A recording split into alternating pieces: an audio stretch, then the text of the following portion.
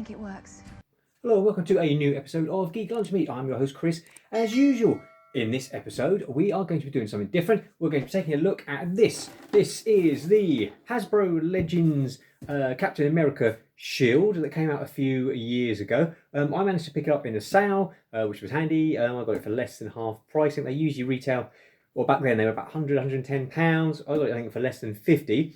I bought it with the intention of spraying it, making it look more realistic. This is the, it's basically based on the comic books, so it's just red, white and blue. Hasbro Legends have since brought out the Stealth Shield, which is just like the sort of blue and aluminium version, and also the Falcon and Winter Soldier style shield, which is all aluminium and metallic. As I say, I bought this one before they all came out with the intention of repainting it. If you've seen any of my other videos, such as making the Razor Crest model kit, you'll know that I absolutely hate masking. I find it tedious and it really annoys me. And of course, this to respray this would be to have to mask off all the individual colours several times and do that.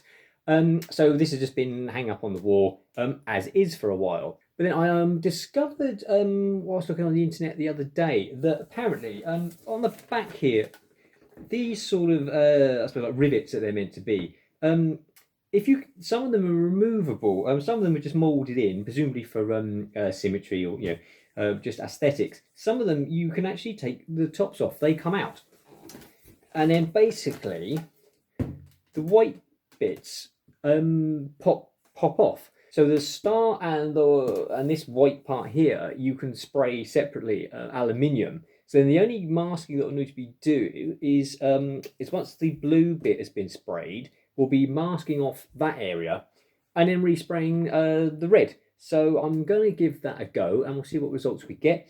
I was hemming and hawing whether or not to do this as a distressed shield. Usually I do stuff, weather it down. It hides a multitude of sins, basically. It's good for, just in case you haven't got any edges that have oversprayed and things like that. You can generally hide all of that. But I think I've decided I'm going to try and do this pristine, and I'll display it on the wall for a bit that way. In future, I may decide to do, you can do the, Captain America Civil War, where you've got Black Panther's claw marks down it. You could possibly take a soldering iron or something like that and create the claw marks, or just, I think, just many of the other films where he's got the sort of scorch marks and you've got the bare metal coming across. With sort of black burnt areas around it would be quite a good look. But as I say, I'm going to try and do a pristine version of this shield. So the first thing I need to do is get these rivets out the back and take it apart. So onto a bit of commentary, and there you go. I use these sort of pincers to grab the rivets out, just give them a bit of a twist, and they come out quite easily, as you can see. Right, so I've got all the pegs out of their holes. It was a bit of a ball ache. There's a sort of technique, you just have to sort of twist it and wriggle it a little bit and pull it out. It has scratched up some of the plastic in places. You can sand that out, give it a paint if you want. So I'm going to put this up on the wall, so I'm not really that bothered about it. So I've just put all the little pegs there, just in this little pot, just to keep them safe. So we should be able to turn this over. And then, this bit. So then this white star just comes straight off, and then we'll see, let's have a look. May have to get something to pry this bit out possibly. Oh no, there we go.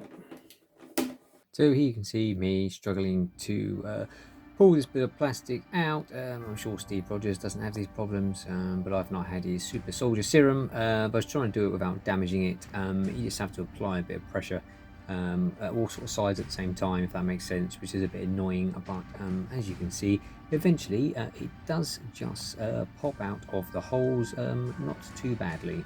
So basically you have to move it, just keep pulling it up all the way around, just be careful, and then eventually that final bit will pop out, and then you've got the white bit separate as well. So you're left with the shield looking like this. So I will have to just mask off obviously the blue area. That will get sprayed, and then obviously once I'll have to leave that to dry for a couple of days for it to cure properly, and then I'll be able to just mask off that again, literally just put a load of masking tape over it, we'll cut around it, and spray all the red. But first of all, Everything needs sanding down. I've decided I'm not going to spray like a grey primer on this. It's already painted and it's got a good shiny finish. So all I need to do is rough the surface up a bit just for the new paint. So I have got some 800 grit sandpaper and some 1000 grit sandpaper. We'll do a bit of wet sanding, I think, with the 800 grit, then with the 1000 grit, just to finish it off. And then we'll clean it all off, let it dry, and start the painting process. Now, whenever sanding in sort of a large amount and spray painting, safety first, so we will be using the respirator. So onto the main commentary part. As you can see, I don't have a indoor workshop, unfortunately, and my garage is in a block miles away from the house, doesn't have any electricity or lighting to it, so I have to work in the garden on the patio, which in England could be a bit of a problem, but we did have some sunny days last weekend. So as you can see, this is just a bit of wet and dry, spray on some water. This is going over it with the 800 grit first, and then finishing off with the 1000 grit. That grey tab you can see coming into shot is just the strap on my respirator. So the star is done, then the same thing, squirt some water on. Sometimes I squirt the water on to the actual sanding paper. Googling it, it's not something I really do a great deal. I say Googling it, some people suggest to actually soak the water like overnight, completely submerge it. I didn't feel that was necessary for this. Maybe if you're working all the time on like car bodywork and things like that, but obviously just for this project, just a quick squirt of the water and just a quick sand going all around it like this.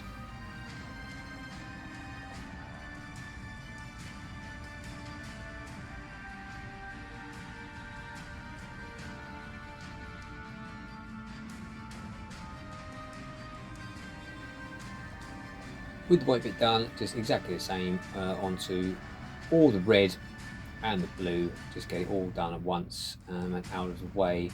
Obviously, once you've sanded it all down, just clear it all off with just a wet sponge, and then I gave it all a dry.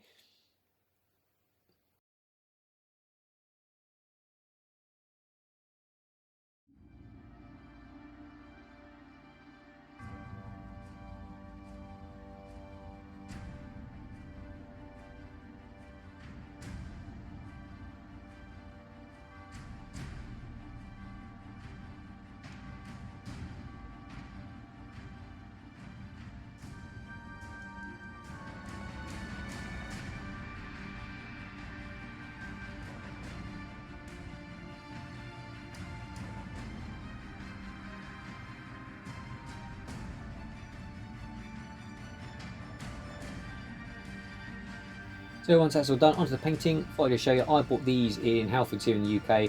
Aldi Aluminium Silver, Citron Poseidon Blue,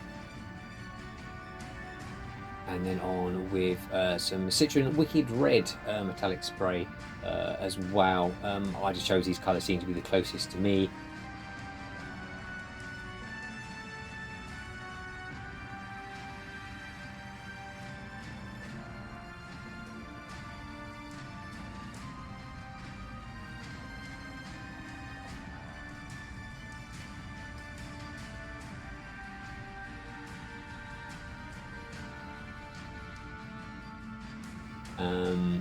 And then just a bit of a time lapse, spraying the star first of all, using my Lazy Susan like I do when I'm painting models, just handy for moving it about. It's just held up on a couple of old paint pots just so you can get around the sides, and it makes it easier to pick it up afterwards as well.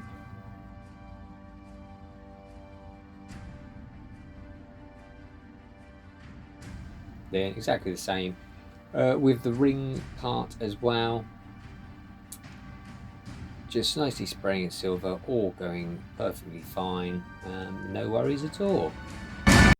Hang on, what's happened there? Yeah, as soon as the silver touched this part, it did that. The paint just sort of pulled back. There was nothing I could do except for leave it to dry, sand it all off, and then what I did, there was obviously something on the plastic there reacting, I don't know what. I wiped the whole thing down with white spirit, and then hot soapy water, and then dried it off.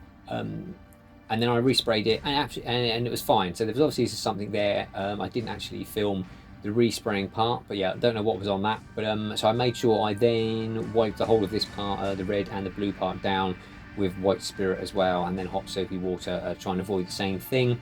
As you can see, just masked it off roughly there, put some newspaper around it. I just wanted to get the blue part done. Obviously, it's only done very roughly, so you'll get some slight overspray onto the red part, but then I'm going to mask off this blue part in a second, so that'll get covered up afterwards. So here we are, another time lapse, say more masking, which so as I've said before, absolutely hate just covering up all of the blue with these wide strips of masking tape.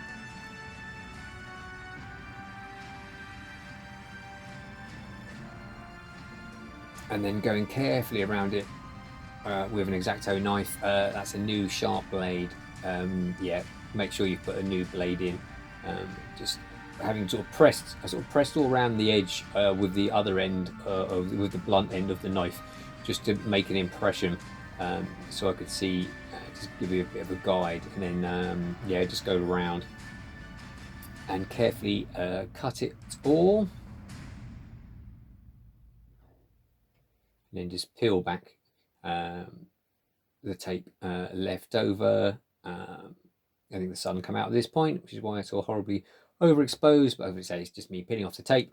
I did then run some tape just around the rim, just pressed it up against it on the other side, just to sort of stop any overspray. And then back into the garden, and a couple of coats of this red, nice deep red colour.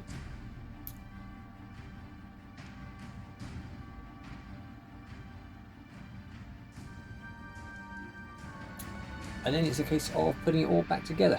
That goes in a lot easier than it came out. Star just goes straight in the middle, turn it over. I put a cushion under it just so my stomach's getting scratched up, and then you just pop all these rivets back in like so.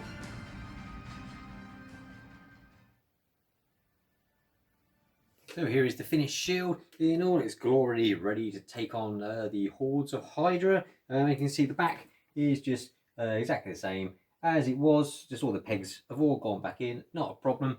It's got a much more realistic metallic finish now. I say you could weather this up if you want to. I was going to leave it as is for a bit, just put it up on the wall as it is. Hope you enjoyed the video. Don't forget to hit that thumbs up, give us a like and subscribe, really help the channel out. We're doing some more projects like this in the not too distant future, as well as the usual weekly roundup of all the geek news. I should point out that the Hasbro Legends shield is about 1.75 inches too small in diameter. It's not quite 1:1, it's not quite full size, but then neither am I, so that works out absolutely fine. So until next time, take care, eat geek and be merry.